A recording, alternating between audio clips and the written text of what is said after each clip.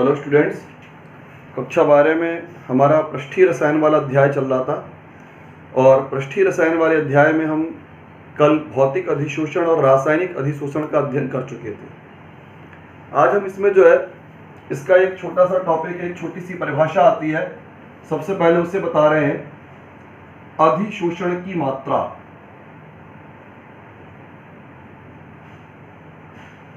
अधिशोषण की मात्रा। बेटा, अधिशोषण की मात्रा का अर्थ होता है 1 ग्राम अधिशोषक पदार्थ के द्वारा अधिशोषित किए जाने वाले अधिशोष्य पदार्थ का द्रव्यमान। 1 ग्राम अधिशोषक पदार्थ के द्वारा अधिशोषित किए जाने वाले अधिशोष्य पदार्थ के द्रव्यमान को अधिशोषण की मात्रा कहते हैं। और इसे हम व्यक्त करते हैं अधिशोषण की मात्रा को x/m से। ये x होता है अधिशोष्य का द्रव्यमान और m होता है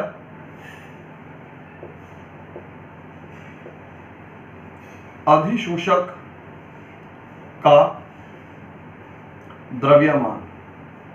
तो इस तरह से 1 ग्राम अधिशोषक पदार्थ के द्वारा अधिशोषित किए जाने वाले अधिशोष्य पदार्थ के द्रव्यमान को अधिशोषण की मात्रा x/m के माध्यम से प्रदर्शित किया जाता है। अब बेटा, इसके बाद आज का हमारा जो मुख्य टॉपिक है वो है आपका गैसों के अधिशोषण को प्रभावित करने वाले कारक। आज का टॉपिक है गैसों के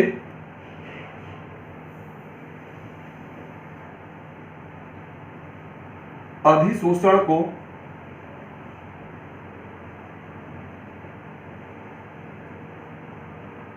प्रभावित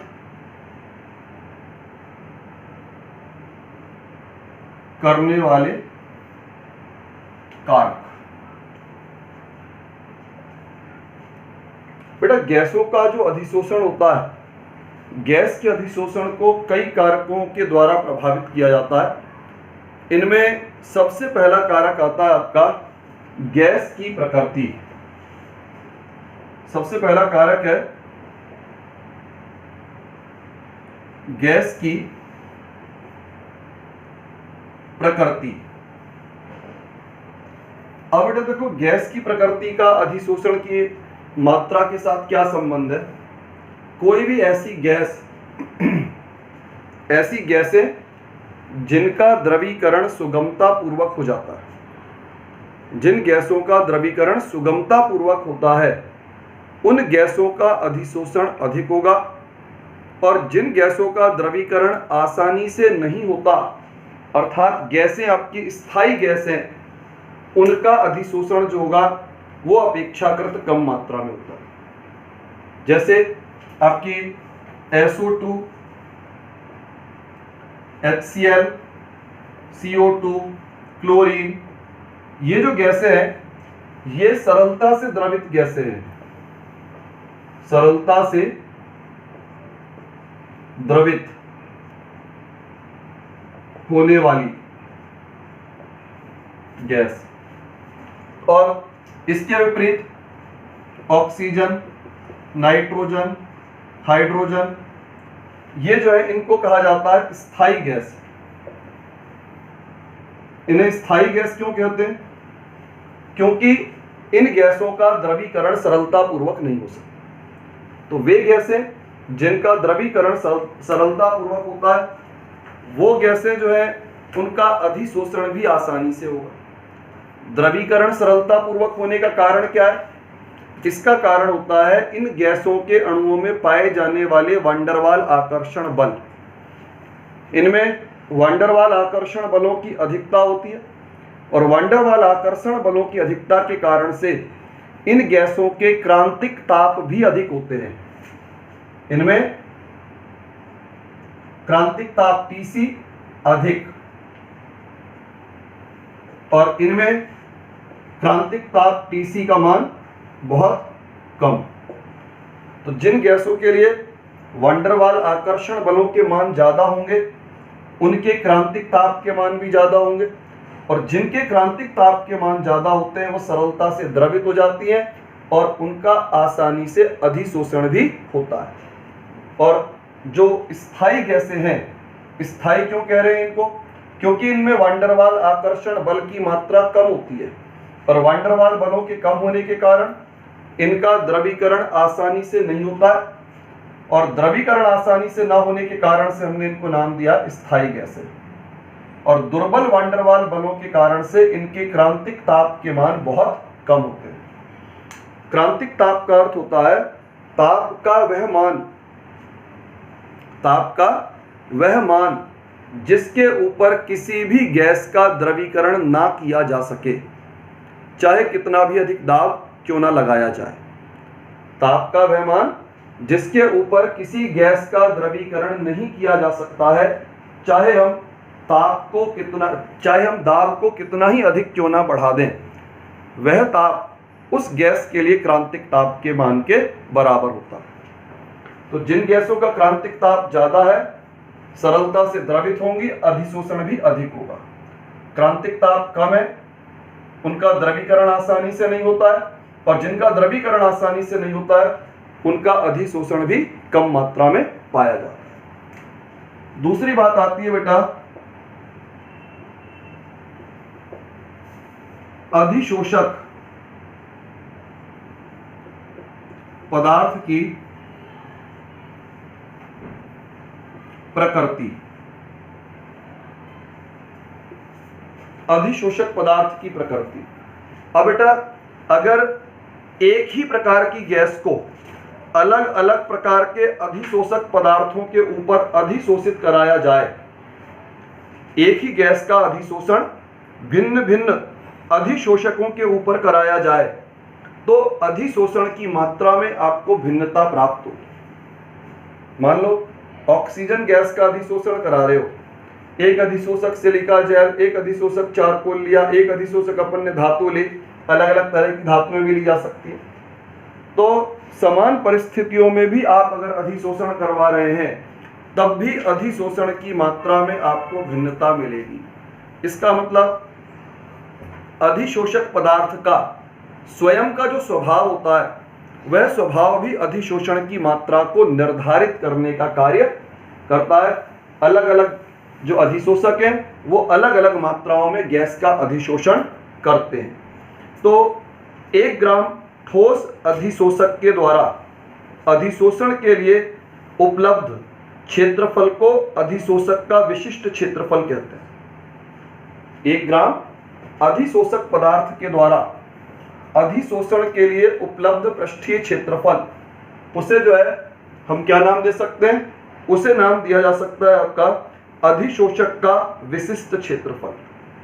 तो जिस अधिशोषक पदार्थ के लिए विशिष्ट क्षेत्रफल ज्यादा होगा, जिस अधिशोषक पदार्थ के लिए विशिष्ट क्षेत्रफल का मान अधिक होगा, वहां पर अधिशोषण की मात्रा अधिक आएगी, और जहां विशिष्ट क्षेत्रफल का मान कम होगा वहां अधिशोषण की मात्रा में कमी हो जाएगी। तो किसी भी अधिशोषक के विशिष्ट क्षेत्रफल को बढ़ाने के लिए अधिशोषक पदार्थ की संरचना छिद्रदार होनी चाहिए, या उसका जो पृष्ठीय क्षेत्रफल है वो अधिक होना चाहिए। अगर पृष्ठीय क्षेत्रफल ज्यादा होगा, अगर पृष्ठीय क्षेत्रफल का मान ज्यादा होगा तो गैस का अधिशोषण जो है वो बढ़ जाता है। तो अधिशोषक पदार्थ की जो प्रकृति है वो अधिशोषण की मात्रा पर अपना प्रभाव डालती है। एक ही गैस को अगर समान परिस्थितियों में अलग अलग प्रकार के अधिशोषक पर अधिशोषित कराया जाए तो भिन्न भिन्न मात्राओं में अधिशोषण संपन्न होता है। जितने भी कठोर अधिशोषक हैं, जिनकी संरचना जो है मतलब जिनमें संरचना में किसी प्रकार का कोई छिद्र नहीं होता है, उनका पृष्ठीय क्षेत्रफल का मान कम रहता है, और पृष्ठीय क्षेत्रफल का मान कम होगा तो अधिशोषण की मात्रा भी कम होगी। और जहां पृष्ठीय क्षेत्रफल ज़्यादा होगा वहां अधिशोषण की मात्रा अधिक होगी। तो इस तरह से 1 ग्राम ठोस अधिशोषक पदार्थ के द्वारा अधिशोषण के लिए उपलब्ध क्षेत्रफल को हम अधिशोषक का विशिष्ट क्षेत्रफल कह सकते हैं। जहां यह विशिष्ट क्षेत्रफल अधिक होता है वहां अधिशोषण ज्यादा होगा, और जहां यह विशिष्ट क्षेत्रफल कम होता है वहां अधिशोषण की मात्रा में कमी आती है। फिर बेटा इसके बाद में आता है ताप का प्रभाव। नंबर 3 पे है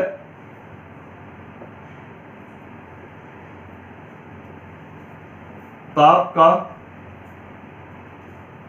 प्रभाव। बेटा ताप का जो प्रभाव होता है उसका अध्ययन हम 2 तरीके से करते हैं।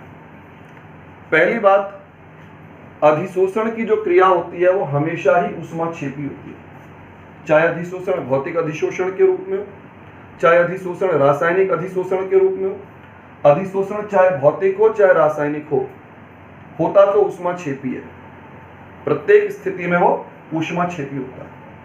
अब ताप का प्रभाव दोनों प्रकार के अधिशोषण पर थोड़ा भिन्न भिन्न होता है।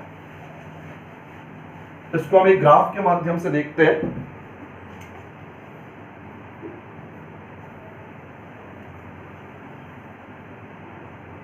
अधिशोषण की मात्रा और ताप।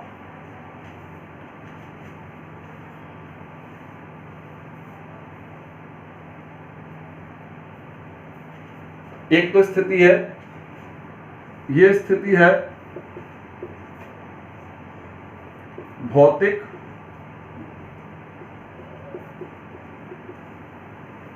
अधिशोषण, इसे कहा जाता है भौतिक अधिशोषण। और एक और स्थिति है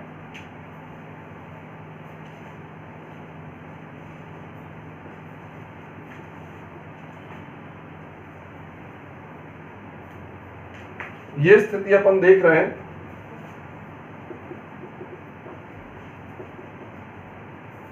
रासायनिक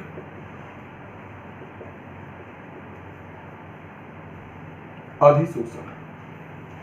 अब बेटा ये भौतिक अधिशोषण रासायनिक अधिशोषण में आप ग्राफ को देखो, जो ग्राफ आ रहे हैं बिल्कुल अलग अलग आ रहे हैं। अब इसका कारण क्या है?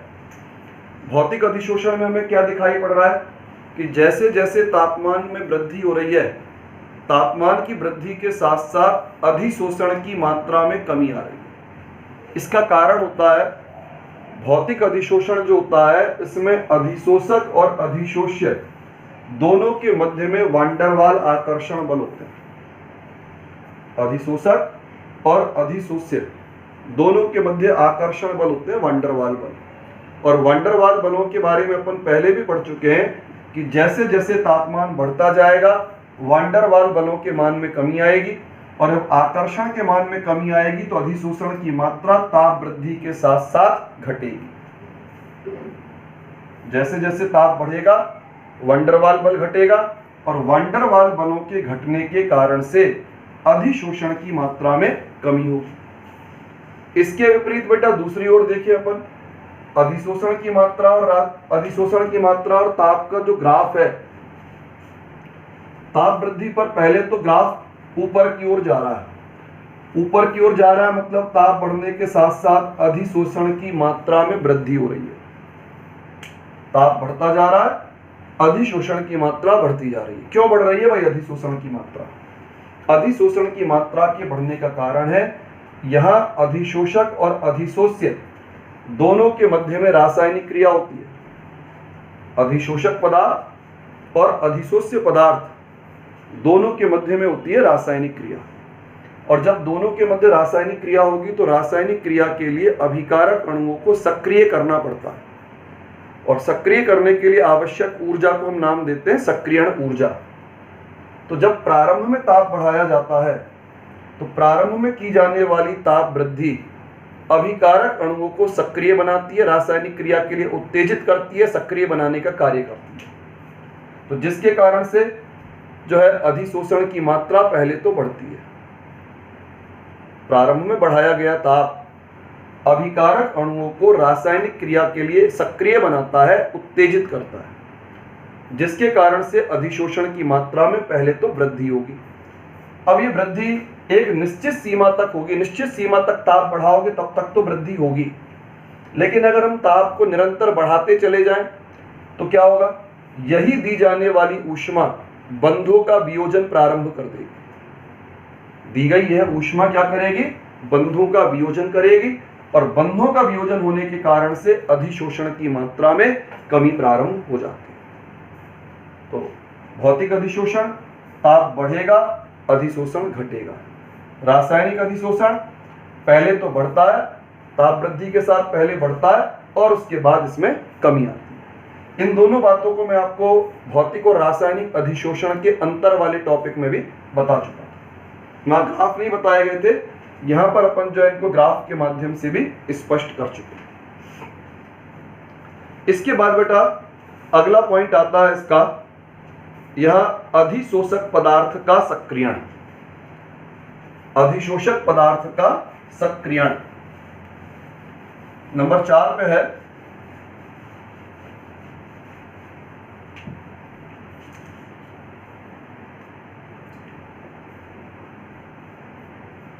प्रभावित करने वाले कारकों में नंबर 4 अधिशोषक का सक्रियण। सक्रियण का अर्थ होता है किसी अधिशोषक पदार्थ की अधिशोषण क्षमता को बढ़ाना। अधिशोषक पदार्थ की अधिशोषण क्षमता में वृद्धि करने की क्रिया, इसे नाम दिया जाता है अधिशोषक का सक्रियण। अब ये सक्रियण कैसे किया जा सकता है, जैसे मान लीजिए धातु की कोई प्लेट है, अब धातु की प्लेट है तो उसकी हम अधिशोषण क्षमता बढ़ाना चाहते हैं, तो हम यांत्रिक विधि के द्वारा उस प्लेट की अच्छी तरह सफाई कर दें, यांत्रिक रगड़ के द्वारा उसकी सतह पर जमा गंदगी को हटा दें। भाई गंदगी क्या है, पहले से अधिशोषित किया गया पदार्थ है। अगर पहले से अधिशोषित किया गया पदार्थ हटा दिया जाए तो नए पदार्थों को, नई गैसों को धारण करने की क्षमता उसकी बढ़ जाएगी। एक बात तो यांत्रिक रगड़ के द्वारा जो है हम जो है अधिशोषण की क्षमता में वृद्धि कर सकते हैं, एक तरीका। दूसरा तरीका है, अगर कोई अधिशोषक पदार्थ बड़े टुकड़ों के रूप में है, अगर अधिशोषक पदार्थ हमारा बड़े टुकड़ों के रूप में है तो हम उसको जो है बारीक कणों में या छोटे कणों में तोड़ दें। तो छोटे कणों में तोड़ने का मतलब होता है संपूर्ण पृष्ठीय क्षेत्रफल का मान बढ़ जाएगा। भाई अधिशोषण कहां पर होता है, अधिशोषण होता है पदार्थ के पृष्ठ के ऊपर। अगर हम बड़े कण को छोटे कणों में तोड़ते हैं तो संपूर्ण पृष्ठीय क्षेत्रफल बढ़ता है, और संपूर्ण पृष्ठीय क्षेत्रफल के बढ़ने का अर्थ होता है अधिशोषण के लिए ज्यादा स्थान उपलब्ध होगा, और ज्यादा स्थान उपलब्ध होने का मतलब है अधिशोषण की मात्रा में वृद्धि होगी। तीसरा तरीका आता है, किसी अधिशोषक की सतह पर उपस्थित गैसों को पृथक कर दिया जाए, या अधिशोषक की सतह पर मौजूद अधिशोष्य पदार्थ को हटाया जाए। जैसे चारकोल होता है, कोयला, कोयले को निर्वात में अगर उच्च ताप पर गर्म किया जाए, कोयला एक अच्छा अधिशोषक पदार्थ होता है जो वातावरण में से नमी को और गैसों को अपनी सतह पर खींच लेता, सतह पर सोख लेता है। तो अगर हम चाहते हैं कि कोयला एक अधिशोषक पदार्थ के रूप में प्रयुक्त हो, तो इसके लिए हम कोयले को निर्वात में उच्च ताप पर गर्म करते हैं। जब निर्वात में उच्च ताप पर गर्म किया जाता है तो उसकी सतह पर उपस्थित गैसें और नमी वो अलग हो जाएंगे, और सतह जो होगी वो रिक्त हो जाएगी, और सतह रिक्त होने के बाद नई गैसों को धारण करने की क्षमता उसकी बहुत ज्यादा बढ़ जाती है। और इस प्रकार का जो कोयला होता है उसको नाम दिया जाता है सक्रिय चारकोल। इसे हम कह सकते हैं सक्रिय चारकोल। चारकोल को सक्रिय बनाने के लिए हम उसे निर्वात में उच्च ताप पर गर्म करेंगे। जब निर्वात में उच्च ताप पर गर्म किया जाता है तो चारकोल की सतह पर उपस्थित जो गैसें हैं वो हट जाती हैं, नमी हट जाती है, और इस तरह से जो सतह होती है वो नई गैसों को धारण करने की उसकी क्षमता जो है पहले की तुलना में बढ़ जाती है, और इस तरह उसकी अधिशोषण क्षमता जो है बढ़ जाएगी। इस चारकोल को नाम दिया जाएगा सक्रिय चारकोल। तो मैंने 3 तरीके बताए, एक तरीका बताया, धातु की प्लेट है उसकी सफाई कर दी जाए, यांत्रिक रगड़ द्वारा उसे साफ कर दिया जाए तो क्षमता बढ़ेगी। दूसरा तरीका बताया, अगर पदार्थ हमारा बड़े कणों के रूप में है तो बड़े कणों को छोटे कणों में तोड़ा जाए, पृष्ठीय क्षेत्रफल बढ़ेगा, क्षमता में वृद्धि होगी। तीसरा तरीका बताया चारकोल के लिए, चारकोल की सतह पर जमा गैसों को अगर हटा दिया जाता है तो उसकी नई गैसों को धारण करने की क्षमता जो होती है वो पहले की अपेक्षा बढ़ जाती है। तो ये जो घटना थी, ये तीनों तरीके जो है अधिशोषक पदार्थ का सक्रियण कहलाते हैं। किसी भी अधिशोषक की अधिशोषण क्षमता को बढ़ाने की क्रिया, उसे नाम दिया जा सकता है अधिशोषक का सक्रियण। इसके बाद बेटा एक पॉइंट और आता है इसका, दाब का प्रभाव। दाब का प्रभाव। अब बेटा देखो, दाब का क्या प्रभाव होता है, इसे हम एक ग्राफ के माध्यम से स्पष्ट कर रहे हैं। अधिशोषण की मात्रा x/m और गैस का दाब P। बेटा जैसे जैसे दाब में वृद्धि की जाती है, दाब वृद्धि के साथ साथ वान डर वाल बलों की मात्रा में वृद्धि होती है। दाब बढ़ेगा, वान डर वाल बल बढ़ेंगे, और वान डर वाल बल बढ़ेंगे तो अधिशोषण की मात्रा में वृद्धि होगी। अब बेटा देखो उसका ग्राफ कैसा आता है। ये हमने एक ही गैस के लिए दो अलग अलग ग्राफ बनाए। कोई एक गैस है, मान लीजिए नाइट्रोजन के लिए ग्राफ है, ये ग्राफ भी नाइट्रोजन का है, ये ग्राफ भी नाइट्रोजन का है। ये कम ताप पर ग्राफ है और ये अपेक्षाकृत अधिक ताप पर ग्राफ है। अगर अधिक ताप पर दाब को बढ़ाया जाए, तापमान अधिक रखते हुए दाब को बढ़ाया जाए तो बढ़े हुए दाब के प्रभाव से अधिशोषण की मात्रा बढ़ेगी तो सही। बढ़े हुए दाब के प्रभाव से अधिशोषण की मात्रा बढ़ेगी, लेकिन वो बहुत अधिक नहीं बढ़ पाएगी। कारण क्या है? बढ़ा हुआ ताप वान डर वाल बलों को कमजोर कर देता है। बढ़ा हुआ ताप वान डर वाल बलों को कमजोर कर देता है, जिसके कारण अधिशोषण की मात्रा बढ़ती तो है, दाब के प्रभाव से बढ़ती तो है, लेकिन उतनी अधिक मात्रा में नहीं बढ़ पाएगी जितना कि कम ताप पर दाब बढ़ाने से बढ़ रही है। ये ग्राफ आपका स्पष्ट कर रहा है कि दाब वृद्धि से अधिशोषण की मात्रा बढ़ती है, दाब बढ़ता जाएगा, अधिशोषण की मात्रा बढ़ेगी। लेकिन कम ताप पर अगर दाब बढ़ाया जाए तो अधिशोषण ज्यादा मात्रा में बढ़ता है। कम ताप पर यदि दाब को बढ़ाओगे तो अधिशोषण अधिक बढ़ेगा, और अधिक ताप पर दाब को बढ़ाओगे तो अधिशोषण थोड़ी मात्रा में बढ़ेगा। कारण जब तापमान कम होता है तो वान डर वाल बलों में प्रबलता आती है, और जब वान डर वाल बल अधिक होंगे तो अधिशोषण की मात्रा तेजी से बढ़ेगी। ताप अधिक रहेगा, वान डर वाल बल दुर्बल हो जाएंगे, और जब वान डर वाल बल दुर्बल हो जाते हैं तो ऐसी स्थिति में दाब को बढ़ाने का प्रभाव जो होता है वो अपेक्षाकृत कम पाया जाता है। तो इस तरह से हमने गैसों के अधिशोषण के लिए 5 कारक पढ़े। गैस की प्रकृति, अधिशोषक की प्रकृति, ताप का प्रभाव, अधिशोषक का सक्रियण और दाब का प्रभाव। गैस की प्रकृति मतलब सरलता से द्रवित होगी, अधिशोषण ज्यादा। जिनका द्रवीकरण आसानी से नहीं होता है, अधिशोषण कम। फिर अधिशोषक की प्रकृति, एक ही गैस को अलग अलग अधिशोषक पर अधिशोषित कराओ, भिन्न भिन्न मात्राओं में अधिशोषण होता है, यानी प्रभाव अलग अलग। फिर हमने इसके बाद बताया ताप का प्रभाव। भौतिक अधिशोषण में ताप बढ़ता जाएगा, अधिशोषण की मात्रा घटेगी। रासायनिक में पहले ताप बढ़ने के साथ अधिशोषण की मात्रा बढ़ती है, उसके बाद घटती है। फिर सक्रियण, किसी भी अधिशोषक पदार्थ की अधिशोषण की क्षमता को बढ़ाने की घटना अधिशोषक का सक्रियण कहलाती है। सक्रियण के लिए धातु की सतह को यांत्रिक रगड़ द्वारा साफ किया जा सकता है, बड़े कणों को छोटे कणों में तोड़ा जा सकता है, पदार्थ को निर्वात में गर्म किया जा सकता है जिससे कि उसकी सतह पर जमा गैसें पृथक हो जाएं, और इस तरह अधिशोषक पदार्थ सक्रिय होता है। दाब के प्रभाव में दाब बढ़ाते जाओगे अधिशोषण की मात्रा बढ़ेगी, लेकिन कम ताप पर तेजी से बढ़ती है और अधिक ताप पर अपेक्षाकृत धीमी गति से बढ़ती है।